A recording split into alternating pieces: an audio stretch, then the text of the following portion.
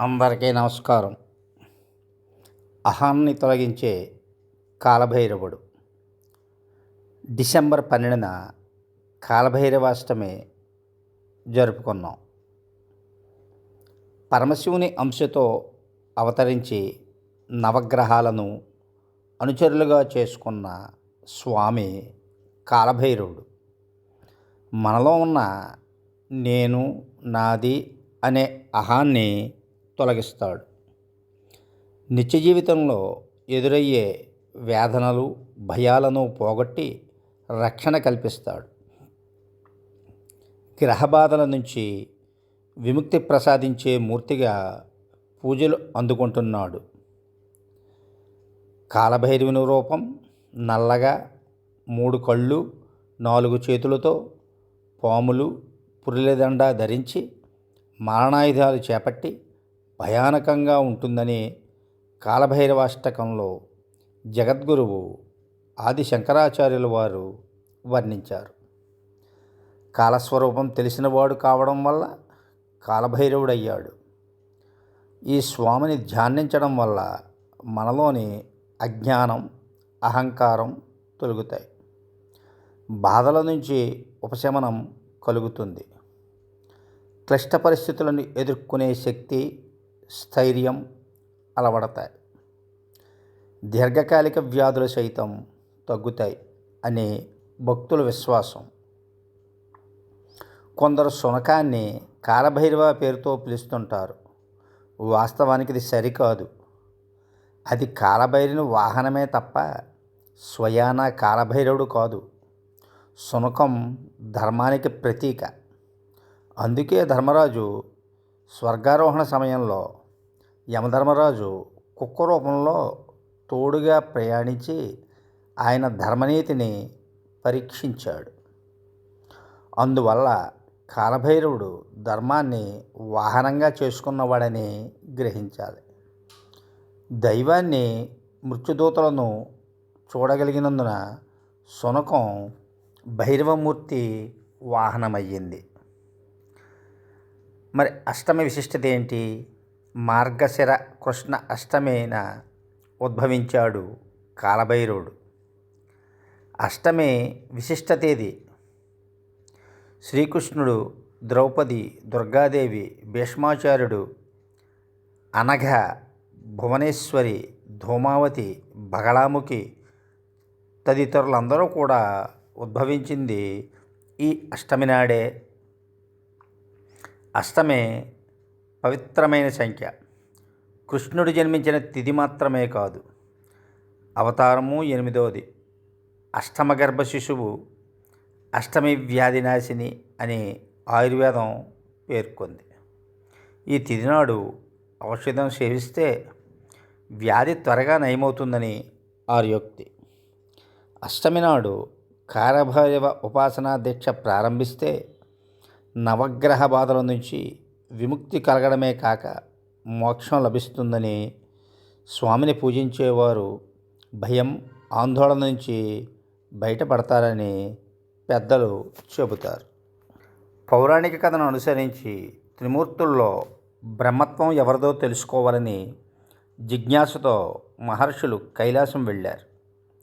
ఆ సమయంలో విష్ణుమూర్తి బ్రహ్మదేవుడు సద్యోజాత, అఘోర, తత్పురుష, ఈశాన, వామదేవ అనే పంచముఖాలతో ఉన్న శివుడితో సంభాషిస్తున్నారు. స్వామి, మీలో బ్రహ్మత్వం ఎవరిలో ఉన్నదో తెలియజేయండి అని అడిగారు ఋషులు. త్రిమూర్తులు ఎవరికి వారే తామేనని వారిలో వారు వాదించుకున్నారు. చివరికి ఈ విషయాన్ని నిర్ధారించేందుకు 4 వేదాలను, ఓంకారాన్ని పిలిచారు. పరమశివుడే బ్రహ్మత్వం కలిగిన వాడిని ముక్తకంఠంతో తెలియజేశాయి. ఓంకారం, వేదాలు కోపగించిన బ్రహ్మ, రుద్ర, నువ్వు నా 2 కనుబొమ్మల మధ్య నుంచి పుట్టినవాడివి, నన్ను స్తుతించు అన్నాడు. అప్పుడు కాలభైరవుడు మహోగ్ర రూపం దాల్చాడు. పరమేశ్వరుడు బ్రహ్మదేవుడి పంచముఖాల్లో 5వ తలను ఖండించమన్నాడు. కాలభైరవుడు అలాగే చేశాడు. దాంతో 5 ముఖాలున్న బ్రహ్మదేవుడు చతుర్ముఖుడయ్యాడు. కాలభైరవుని ద్వారా బ్రహ్మ అహంకారం నశించింది.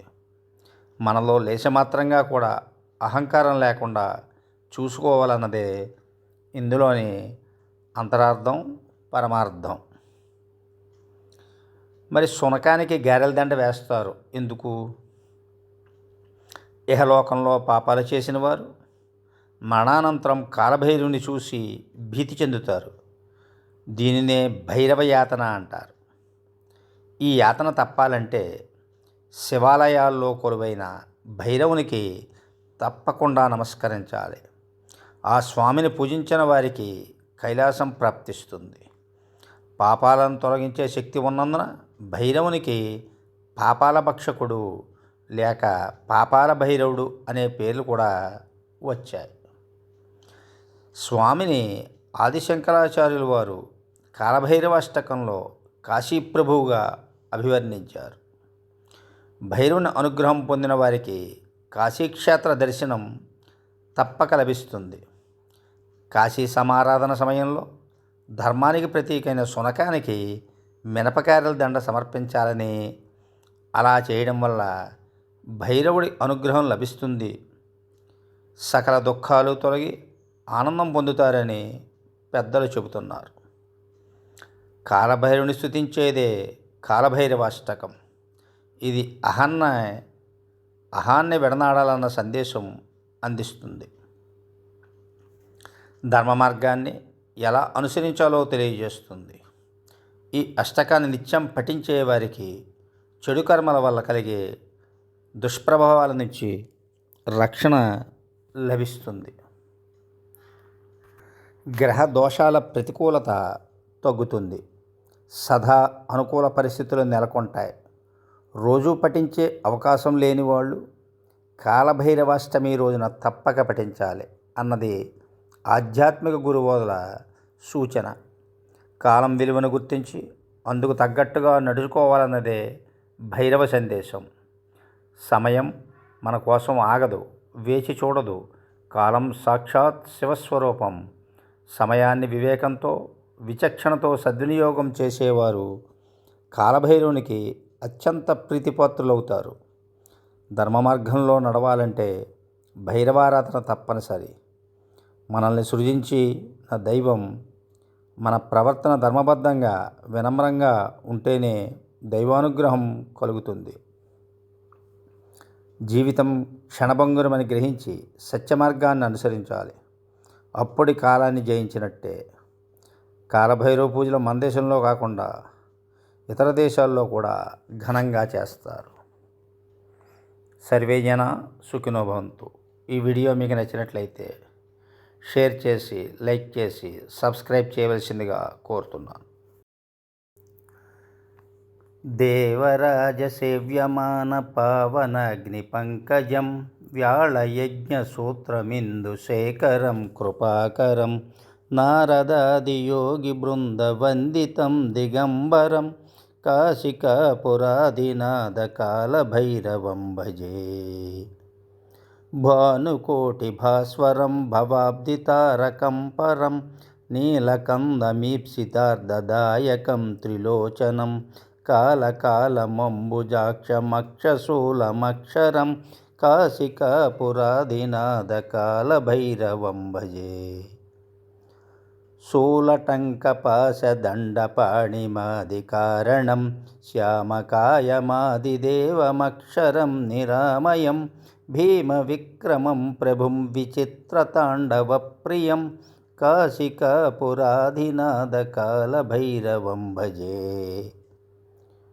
భుక్తిముక్తిదాయకం ప్రశస్తచారు విగ్రహం భక్తవత్సలం స్థిరం సమస్తలోక విగ్రహం నిక్వణన్నమనోజహేమ కింకిణీలసత్కటిం కాశికాపురాదినాథ కాలభైరవం భజే.